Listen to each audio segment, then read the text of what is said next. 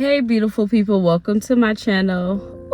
The sun is just like beaming in over here. I do apologize, but as you can see from the thumbnail, someone put in the comments of one of my short, does she have alopecia?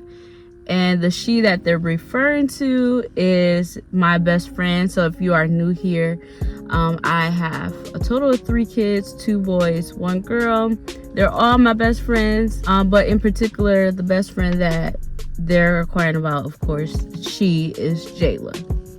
So to answer the question, does she have alopecia? As far as I know, no. She was never clinically diagnosed with alopecia. However, her hair was falling out due to me. Now I'm going to get into my do's and don'ts and how I was able to get her hair to grow.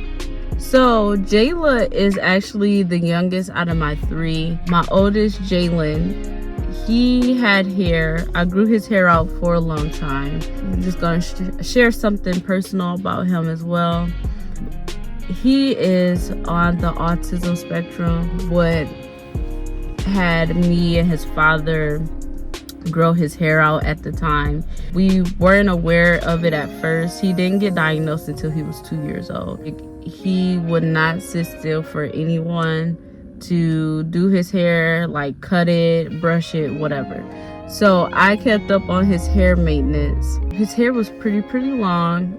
Just simple stuff. We use water and grease. The grease that we use is Indian hemp. My second son, Jason, his hair, poor baby, his nickname was Mr. Jefferson. He literally looked like a little old man when he was a baby, but his hair just, it didn't grow. And he has like, I don't like to type our hair.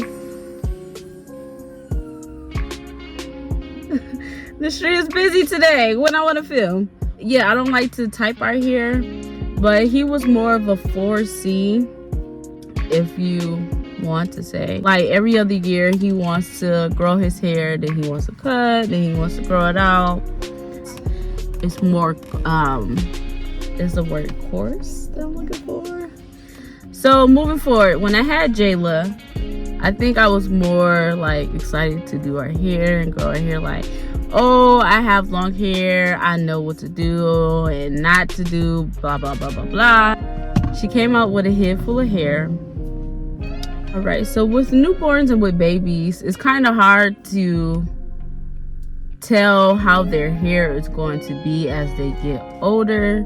So I started off using coconut oil in her hair to moisturize it and get rid of the cradle cap, if you have. So that was working, so I thought. But the more that she got older, her hair started thinning out, but it wasn't just from the coconut oil alone. I was doing protective styles, but they were tight as well. So I think the tightness of the braids that I was doing and the coconut oil, her hair hates coconut oil. Hair was just falling out. And then also she, you know, babies, when they sleep on their backs, they rub against things. She had baby bonnet, she had a lot of stuff, but of course with like going to daycare and stuff, her hair is not always protected. She's my only child that pulls at her hair, but I know it's very common for babies. The more parents that I talk to, they say, yeah, my son or daughter pulls at their hair. So she will also help contribute to the hair loss. I was using Shea Moisture Kids for her shampoos. I didn't do deep conditioning because she was still little. That was actually harsh on her hair strands. Like I use Shea Moisture products from their shampoos, conditioners, leave-ins, deep conditioners, all that jazz. I use that as well, but her hair does not like it. So I went back on YouTube to look at kids and adults whose hair were similar to Jayla's and tried to do all those things, and I made a list like what works, what doesn't, and I was like, okay, scrap that, go back to the drawing board. What did I use in my oldest son hair? Water and grease. I also had a spot here, over here in my head. So I had some braids in. I'm a rough sleeper. I pulled the braid out so I didn't have any hair on my edges, and I grew it back using aloe, an aloe plant. So I'm like, okay, water and grease help grow my son's hair.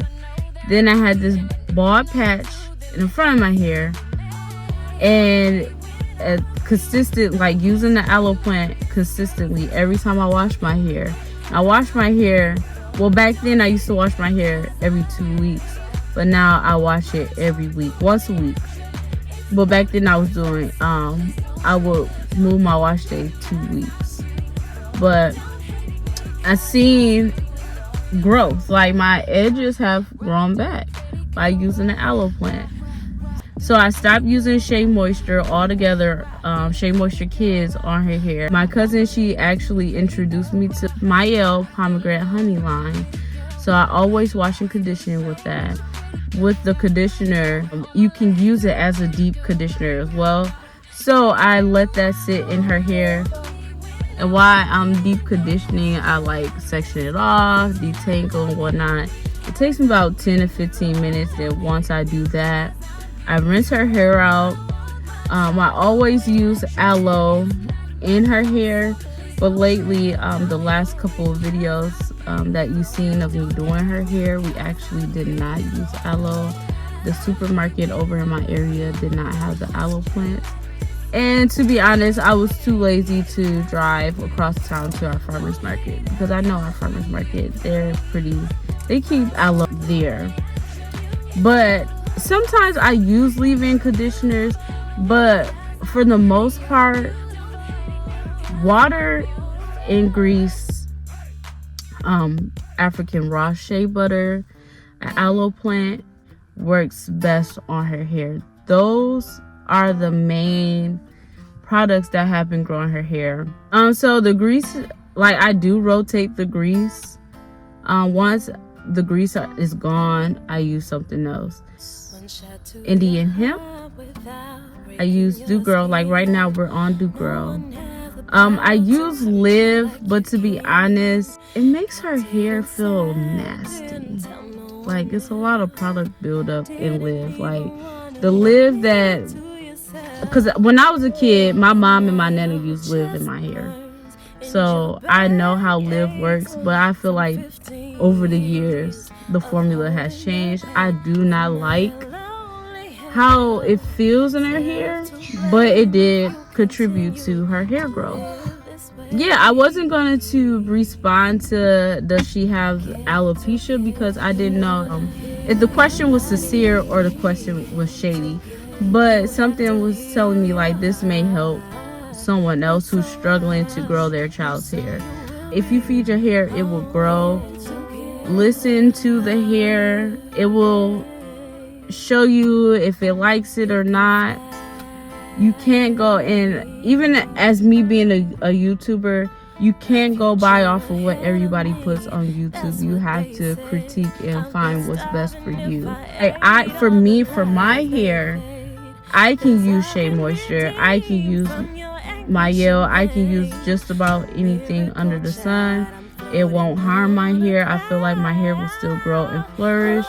But I can't say the same for my daughter. Like hair, like simple stuff. I try not to braid so tight. Also, I'm glad I brought that up before I ended the video. So, with me growing back her hair, I didn't do a lot of braids. Like I did the plaits, like how I did my son, but I added beads on for her. As I stated earlier in the video, she's a puller. She likes to pull her hair. So that was a challenge too. Like, do I want her to look like really girly? Because it was kind of hard. Like, as you can see from the pictures, she really didn't have much right here. So it was hard to blend it. It was hard to make a decision. Do I want beads on there? Because I know, like, she does fine with beads while she's awake, but when she sleeps, she pulls her hair. So I opted out. Like sometimes she, depending on how good she the growth is and the progress, I will put beads and braids in it. But sometimes 2-strand twists came in clutch. Like, was the go-to protective style with growing her hair. And then also with me using the aloe plant, I would put the aloe in a blender and liquefy it and store it in the refrigerator. So no matter what protective style that she had in her hair, every day I will spritz her hair with the aloe. And also too, with hair growth, everybody say it, genetics simplify your hairstyle. Don't do too much. Like, yeah, a lot of people told me too. So people that know me that watch it, like, girl, I told you that. But yes, I'm sharing is caring. I'm not a gatekeeper.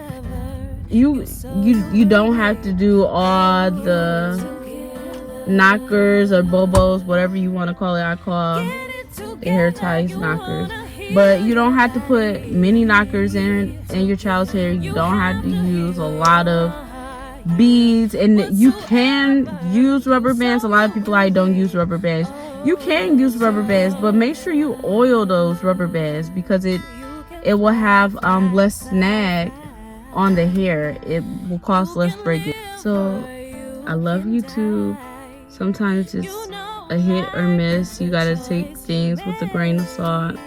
You can't go by everybody's wash routine. Like, you can take some of the stuff that they show you and implement it into yours, and just listen to your hair. Like, if your hair likes it, you can see a big difference. Like, if the products is trash or the products are good for your hair. And if you made it this far, please don't forget to like, comment, and subscribe. Please be kind and share it as well. But as always, be naturally you. Don't be anybody else. Until next time, bye.